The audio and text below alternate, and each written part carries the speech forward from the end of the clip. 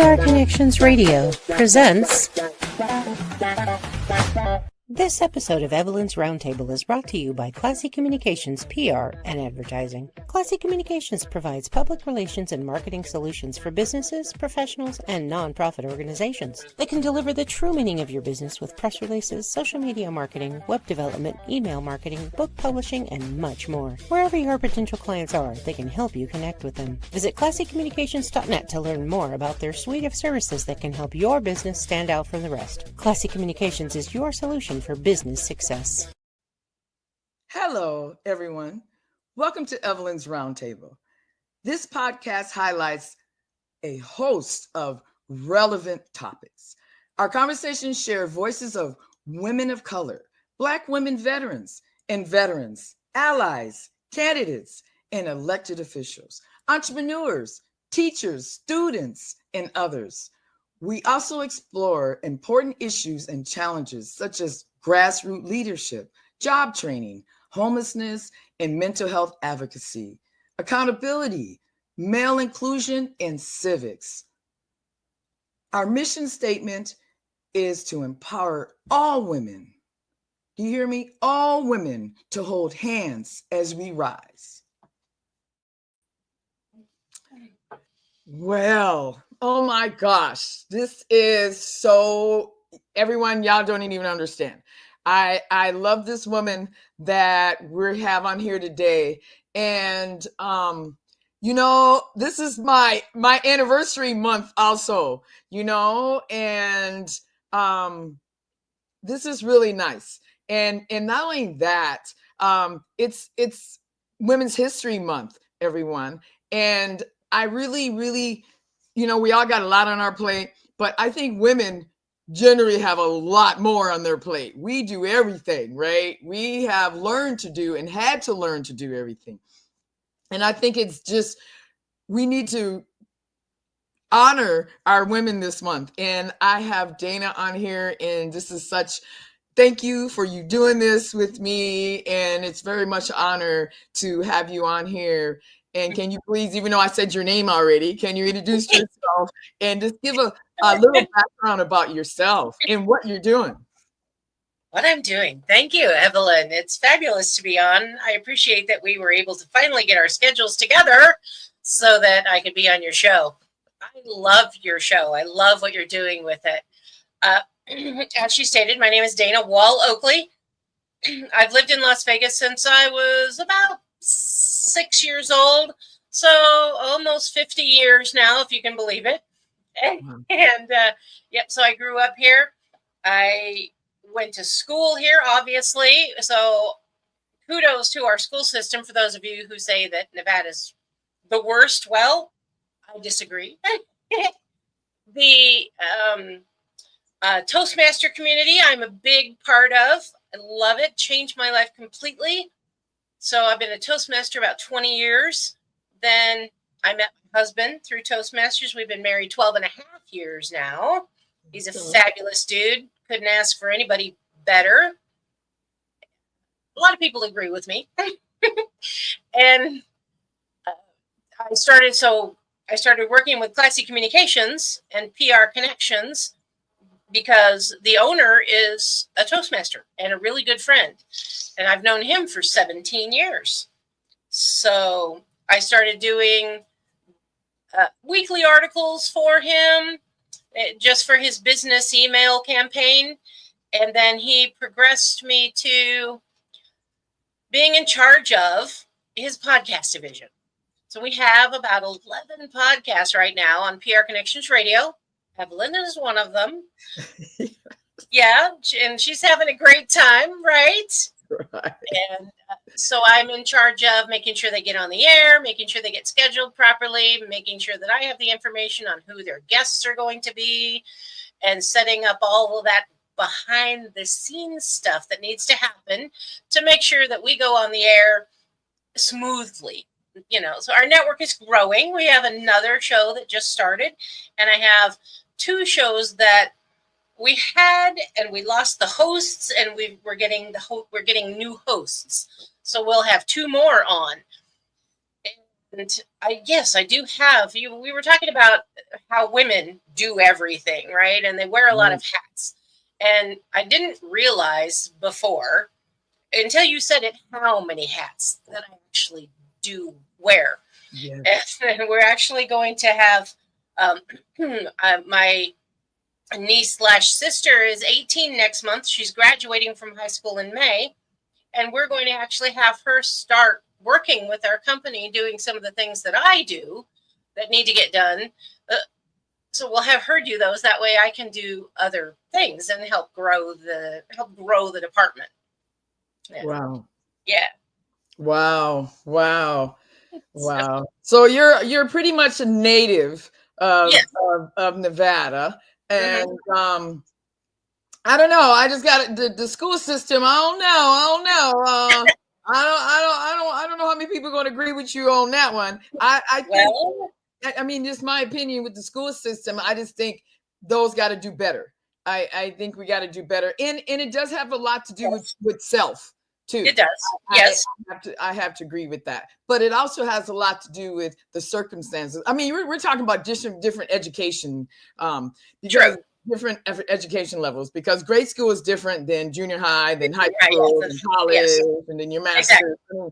I mean, there's different levels and different situations in your household and all of that. But I think education for women is very valuable. I think the more we learn, the more we and again, not everyone can be at the table, right? I learning that too, that not all of us want to be at the table. But I think when we do come to the table, as you are with helping with Evelyn's Roundtable, like I said, it's been a year. Oh my gosh, we've been really good. We've really had some very, very nice people that have came on here and we've interviewed and that. But I think it's important for us not to, as women, to lose our way and to stay focused. Yes. And we're good leaders. I think that too.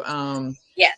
I learned a lot about leadership in Toastmasters, because before I was a Toastmaster, I was very shy, introverted. I was one of those in school that I was off by myself. I was doing my homework, right, when it should have been playtime. And I didn't have too many friends, so I was a shy, introverted kid. And then I turned that around, and you wouldn't call me that now, would you? No. And then being you are doing Toastmasters, you say, so are there a lot of women that come there? Tons. Yes. So women were first. So Toastmasters started in 1924. It's 100 years old. We just had our 100th year anniversary. Women were allowed to join in the 70s. And I met the very first woman that joined. Her name was Helen Blanchard. And they had to put her in as a member the first few years as H. Blanchard. And then they called her Homer. She had to be a man. So they finally opened up the doors and allowed women to be members of Toastmasters, because they realized they wanted to be, and they were able to be leaders and learn how to do presentations more effectively. And that Toastmasters is about communication and leadership skills. And I have learned so much about being a leader that I had a job, I don't know, maybe 15 years ago, where a manager told me that there was no way I could ever be a supervisor. I just didn't have what it took. Right. Well, now I'm a supervisor. And I am doing that really effectively, I've been told, in my opinion. And I learned those skills from Toastmasters and from just doing what needs to be done. I'm a teacher, a trainer. I love to train people. I've never been an official teacher, but I feel like I could be. It was one of the things I wanted to be growing up. You know how when you're a kid and you admire your teachers and you put them kind of on a pedestal. And I always thought I wanted to be a teacher. My life didn't go that way, but I feel now that I am at that point, and I've raised several generations of kids through, well, that's a really long story, but I've helped raise kids, and you're a teacher and a supervisor and a trainer when you're raising children, right? Right. Well, yes. And yes, that's what we do. And then also because you are wearing, like, this is like engineering right here too, though. Am I correct with that? And so yes. do you see, are you seeing a lot of women, and we're talking about Nevada, are you seeing in a lot of women being more involved in the engineering industry since you've been because since you're in this? I would not say so. I mean, my husband works, he's an engineer for Department of Transportation, and there are no women in his labs. I know of 2 other labs that are in the same building with him, and I don't know of any women in those labs. But I do know other women that are engineers. So I know through Toastmasters, there are women that I know of that some worked for the city, some worked for the county. And so that's a really good question. It is a really good question because, I do know some women that have been engineers, and of course yourself that was in the the trade industry.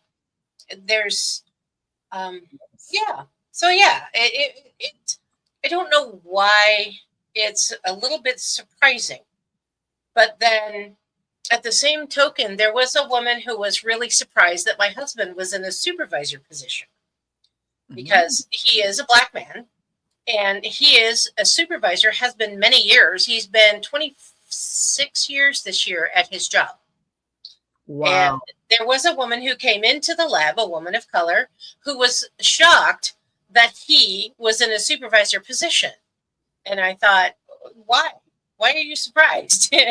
That's a little odd, but But yes, there are women that have come into the engineering field much more than And my last two assistants to do the engineering for these shows were women. So I have another intern that we're working with that's going to start helping with the engineering of shows, and she's a woman. So it is happening. It is happening, and I don't know, because pretty much again, I still consider this non-traditional, right? Yes. I do, and it's something because when I did create Women in Trades, Nevada Women in Trades, I should say, it was interesting because I thought, we're just construction and trade. Then I found out, well, wait a minute. Trades is huge, right? There's a lot of trade, and you kind of know when it's trades or when it's, I don't know. It's interesting, and wow, there's a lot of trade. Yeah, it's interesting to. Well, when we had your summit a few months ago, it was interesting to meet how many women had come that were in those trades. Yeah, I used to work. So interesting story. I worked in an HR department for a casino, and we were hiring for all kinds of positions. There was a particular position that was a supervisory, a manager position, and we were offering this job to both a man and a woman. And I was horribly incensed. And now this was only like 6 or 7 years ago, that the man was being offered more for the exact same position than the woman. So we are still struggling to bring women into an equal position. And it's interesting that you would even bring that up. That's the I did an article in the Las Vegas Weekly, and it was on equity. And it was interesting because that was something she was asking me about, was about the equity part of it. And I said, what's interesting is that construction pays the same amount of money as the men do, but other jobs, engineering, drafting, maybe other type of office jobs, executive positions, director positions, it's still not equal. Sure. And then when people hear me say that, they're like, well, I didn't even think about it that way. And I said, believe me, years ago, I didn't think about it either until it got pointed out to me. And I went, well, yeah, that is interesting, right? That Yes. construction is that way, but the other jobs are not. I mean, I don't know. And in all of it, to be honest, it's still hard to get into, regardless. Yes, exactly. Exactly. I asked my supervisor about it, and she blamed it on experience, which I feel was an invalid excuse, because I felt like they had the same amount of experience. And I was incensed. Yeah, we I can't. saw it in black and white that it was happening. It's because women are more capable, I think, than men in certain positions, especially a managerial position, because they run the household. Do we not, take charge and run our household? Yes. Especially when we have children, Yes. and think about the schedule. You're able to keep a schedule because the kids are here and there, and you got to keep track of what you're doing, what your mate is doing. I feel that a woman is even more capable than a man in a position like that.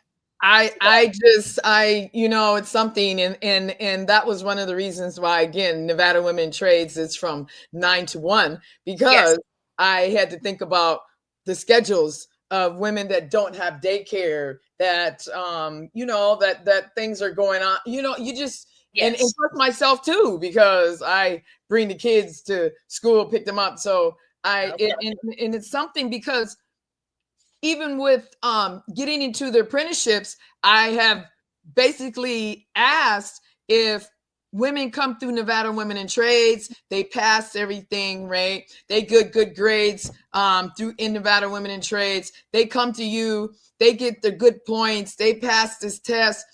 Why can't they get a direct interview, right? Right. You done did everything. You don't pass the test. I mean, because that's what you're supposed to do, right? You pass tests, you do this, you do that.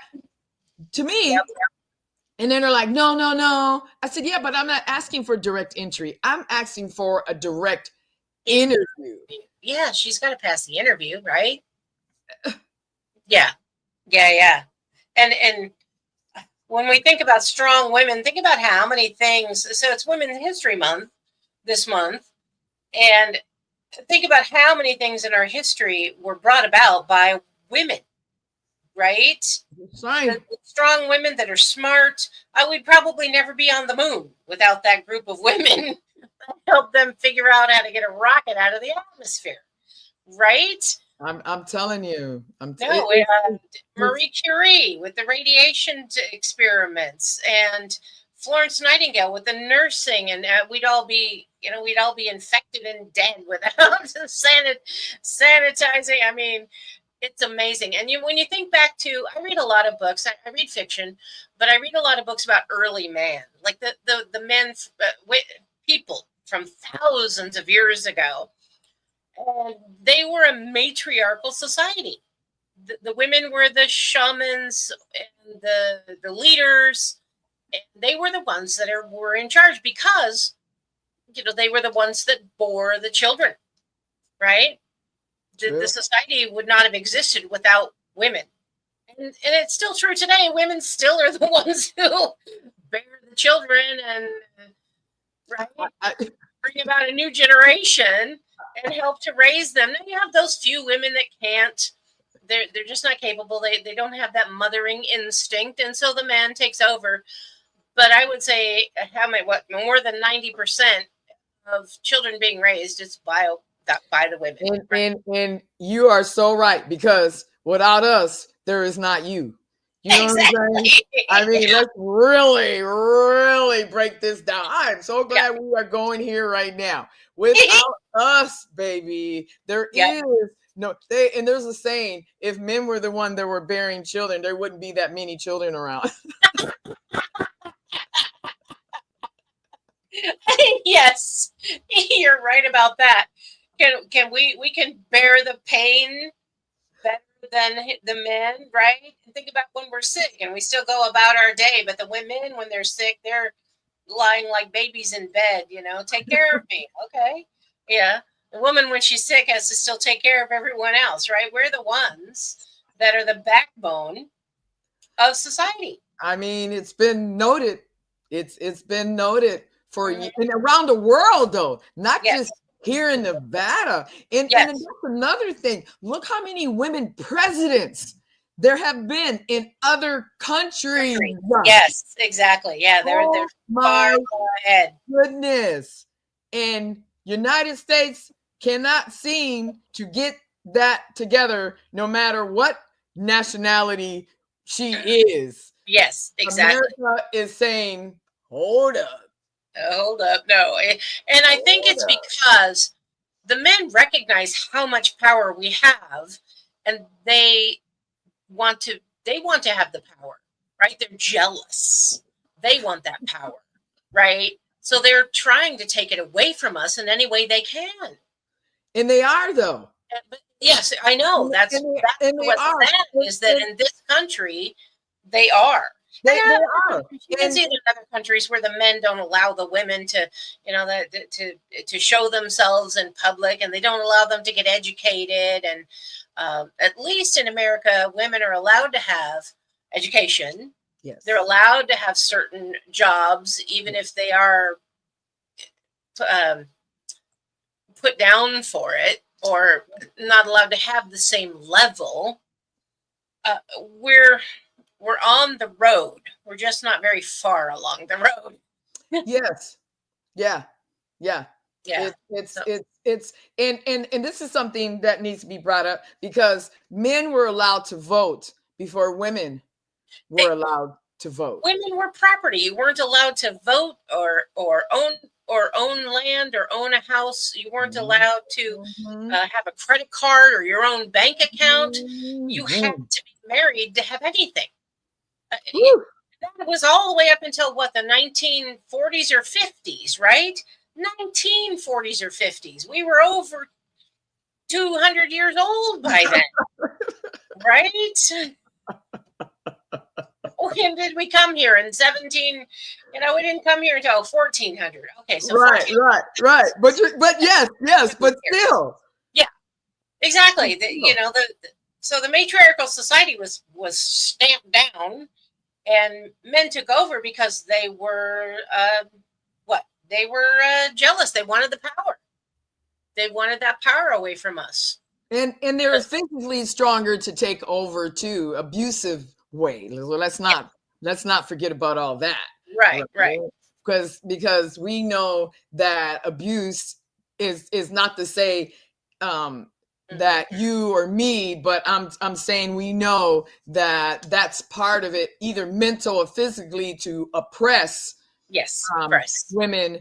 And then I'm finding out, which is interesting to me, and this is something I'm speaking on now, is the women that's joining the men to oppress women. Yeah. I'm like, that has been very interesting to me. And can we talk about that? And can you hit on that with any experiences? Or can you, I see, look at you exhaling over there. So can you hit on that? Because that to me is more dangerous, I think, than the other way. You'll notice that it's mostly older women that were from that time when women were oppressed, when so they're brainwashed. I mean, it boils down to they're brainwashed, right? They were raised to a woman's place is to be a wife and a mother and run the household. Okay, so we still have a lot of that ingrained in us because each generation is raised and then raises, right? You teach your children the way you were taught. So we're trying to get away from that, right? The women that are talking about this, a woman's place is in the home, they're the older women, right? That were from that time when that's what was true. And they're afraid. So many people are afraid of change. So many people are afraid for things to be different. They're not allowing an open-mindedness that, hey, guess what?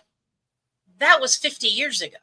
That was 70 years ago, honestly, because we're in 2025 now. That was 70 years ago. Let it go.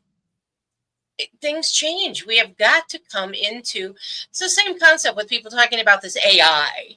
So I'm a voiceover artist on the side, and AI is taking over doing voices. And a lot of voice actors are going, well, what about me? What's going to happen to my job when everybody's using AI? Right. Yes, there's a place for everything, and we have to adjust to the changes. Use it. Use it in your own voiceover. And that's right. Think outside the box, which women have been doing for centuries. Right. Exactly. It's like you said, it's changed, but it's more than that. It's okay. Wait a minute. Are we just going to still keep opening the package the same way? Are we going to open the package a different way? And now I even say it's outside the box. There's another box now, right? It's not in the normal circles that we hold ourselves in. And I just want to hit back on what you were saying about 50 years ago. I bring it out back to slavery, where the women was in the massa house, and you had women that the massa was bringing in their house, having babies, doing and to me, I don't think many women in 2025 would be letting that go down. I'm just trying to say, right? Mm-hmm. So and that's what gets me. It's like, dang, you're still way back there. Mm-hmm. You're way back there saying, oh, well, he brought her up in my house. He had babies. he smacked me. It's okay. It's love. And it's all right. He had 7 kids and by him. And I'm thinking to myself, I wish you would come up in my house talking about, here's my other wives, and we got babies, and you're just going to sit over there and not say nothing. They just allowed it. They didn't feel like they were strong enough or that they had a voice because they had been brainwashed. I just feel like they were, the way you're raised is so important. And you have if you have a family of parents that tell you can do whatever you want to do, you grow up strong enough to think, okay, yeah, I can do whatever I want to do. I don't have to be tied to, so I have an awesome husband. He does so much. He's the one who does most of the cooking in the house, and he does a lot of the cleaning to help me out. I don't have to do all of this stuff all by myself. But so many men were raised up that, hey, that's the woman's place. Yes. He could be like, oh yeah, it's the woman's place and you better do it. Well, I'm fortunate.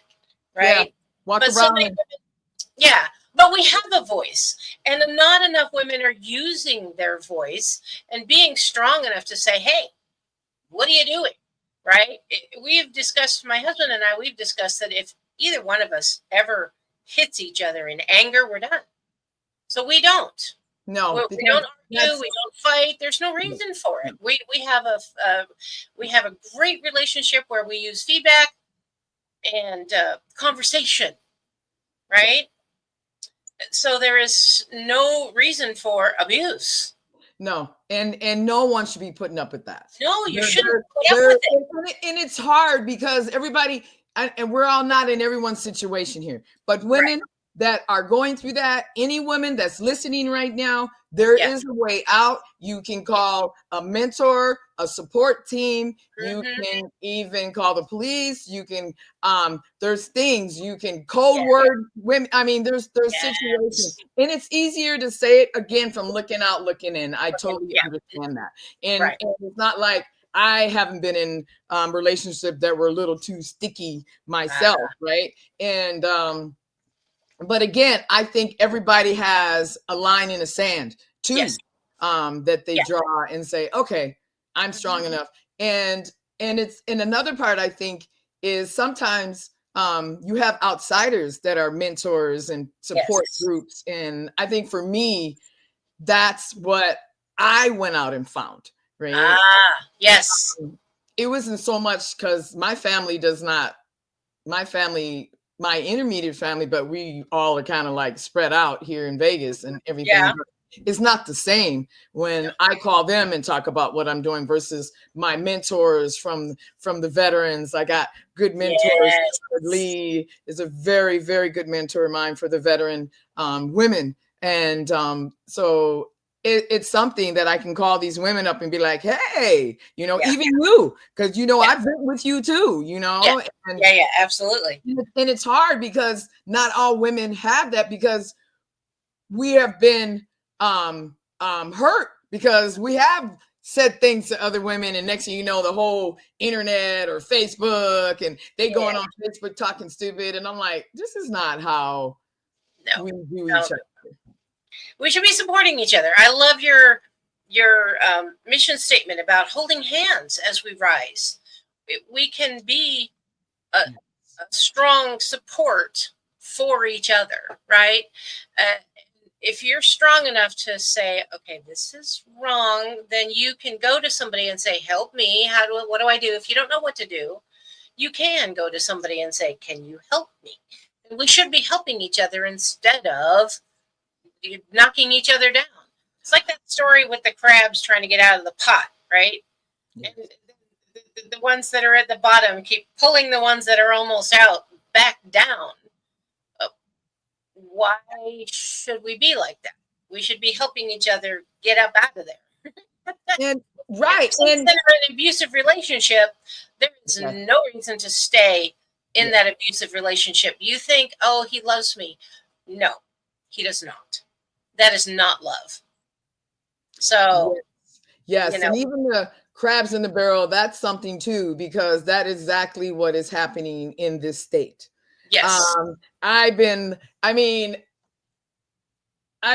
this Nevada Women's Trades again. I'm going back to that. It'll be 7 years. And like I said, you went to the summit and everybody's like, well, why are you doing a summit? And, oh, you don't have this. And I'm like, no, this is about bringing awareness in the community. We got to walk and chew gum at the same time. I got to have a podcast. I got to have a summit that reaches out to communities that say, hey, get a table and support what I'm doing for women. And because the women that I'm helping don't have a lot of money. I'm helping underserved women that are coming out of prison, that are coming out of domestic situations, and women that are coming out of maybe sex trafficking and the foster system and things like that. And these women don't have $3,100 sitting around to come through my program. So I have to give back and help and do that. And then I'm learning now too that maybe I don't have to go to that meeting no more over there Monday nights. Maybe I don't have to go to that other meeting on Wednesday night. What are they doing in the community? What are they doing for Nevada Women in Trades to help my mission? Right. So have you ran across that? It's all about a support system. My Toastmaster community is a huge support. So we do have I do have a support system through my Toastmaster community, and my mom is fabulous. And we've been going together as a team to Weight Watchers for 9 years. So we're supporting each other in that way. I've not really run across women who won't support me because I don't let them stay in my life. I'm strong enough to say that if you're not supporting me, I don't need you. Right? So you need to be strong enough to say that if this woman is not a support to me, I can let her go. So women should be supporting each other, and a man too. I had a man before I met my husband. I was dating a dude that was great, right? I thought it was fabulous, and then I found out he's an alcoholic, and I went, oh, I don't need that, and I let him go. I am strong enough to say somebody who does not support my life to be the best that it can be, I don't need in it. I just let him go, right? Oh my gosh! So, yeah, that is the core of me, and that came from my mother, right? She's been married to my dad. July will be 56 years, and they knew each other 4 years before that. So that strong core came from my mom, right? And we're still great friends. We go out together. People think we're sisters because yeah. She was 21 when she had me, so she's, she was kind of young, but not too young. Yeah, And good age. look, now that I'm older, we look like sisters. We're like close, and we do. We have a great relationship, and she's my strongest support. She's the one who got me into Toastmasters, and so that's where I have my core group of women and men that are really supportive. They care about what you're doing. They want to help you do what you're doing, and they're not about breaking you down. Now, we do what's called feedback. We have in Toastmasters, you have an evaluation, which is immediate feedback on how well you did and some suggestions for improvement. So it's not just about speaking. It's not just about giving a presentation. It's about being in charge of yourself, in charge of your relationship with others and your communication with others. And I've learned a lot in my 20 years as a Toastmaster about communicating with individuals on my level and their level, right? I'm not, so I am educated, right? I went through the Nevada school system. Doesn't mean that I am a dunce. I went to college and I've got some knowledge. I was already a smart person, I feel. So I don't always bring myself down to others' levels. And I'm sorry, my opinion is if you can't keep up with me, that's not my fault. Right? So the people that don't support me don't stay in my life. I don't need them. And I've learned that it's okay to let them go. It really is. If you have somebody in your life, we had a really good friend of ours from high school that he was one of those that always needed attention, always bragging and talking up and exaggerating stories. And he wanted to always be like, everything's about me. Well, I realized after some time that didn't support me. So I let him go. I don't talk to him at all anymore. I don't need somebody like that in my life. Wow. So, yeah, my sister, she became a drug addict and I can't trust her and I don't believe her. And she exaggerates and tells she's not in my life. Just because someone's family doesn't mean you have to keep them in your life, right? If somebody does not support your success or does not support their own success, if they won't accept help, so that's what it boils down to. Will you be open and accept the help that you're asking for? Yes. And I just want the whole audience to know we're not on here bashing men. This is not what this conversation is about. If you really listen to what Dana just said, if you really, maybe you want to go back and rewind it a little bit, everybody. Yeah. And go back and rewind what she said. She said, if you have anyone in your life that is not supporting you, that is abusive, mentally or physically, right? Because there's both of them, right? Mental is worse, I think, than the other way. I agree. Because that was happening with me. And you need to gravitate from support, no matter if it's male, female, outside the family, and you need to let go of those that are not helping you grow, because it's about the innies matching the outies. Because to me, and that's the only way I could say it from now, right? I had to I love it. Because I couldn't figure out why I was attracting these knuckleheads, right? I'm like, why am I attracting the knuckleheads? I see these other women walking around here, you know what I mean? And I'm like, what is going on? Then I became more, not religious, everyone, but more spiritual about myself, about my outness, my inness, how I feel, what I give out, who I help, what I take in. And it kind of got changed a little bit, right? I mean, some of the knuckleheads get through. I'm not saying they all don't get, but it's far and few in between. And they don't have to stick around. Yes, and now I'm learning now, as you were saying, well, wait a minute. I don't have to go to that that organization anymore. I don't have to deal with that. I don't have to, like, wait a minute. My energy is my energy. Yes. And I don't need to do that. And sometimes, even like we're talking, I had someone that took money from me when I gave them money to do a website for me. And I can't mention her name or her whatever, but I'm saying that was wrong what she did. And she was a woman, and she's supposed to be helping the community of underserved women. And I think it's wrong that you lose your way too, right? Yes, you can. Because I'm helping women. We're having talks about, I've been doing this. And I'm like, oh, cool. And then I find out there's little cracks in what you're doing for the website, right? And I went, wait a minute. And then you keep my money, and okay, I'm mad, I'm upset. But like you said, I can do what I can do to fix it. But that's what we're talking about. Women not sticking together. Women, we shouldn't be. $850 is a lot of money, y'all. Yes, it is. Oh, yeah, for sure. But I have to get past it, do what I can do, like we talked about, and then move on. I mean, what else? Yeah, exactly. Stick with the people that are going to support you, both men and women. I'm not saying it's all women have to support all women. If you have, a group, a core group around you of people that are supporting you, supporting your success, and want to help you, keep those people around, and use them, and let them use you, right? Yes. And I don't mean use like but yes, abuse. I mean, totally. Take in that support and offer that support, and then you're a group that's helping each other rise. It's a win-win, right? You think about that, win-win.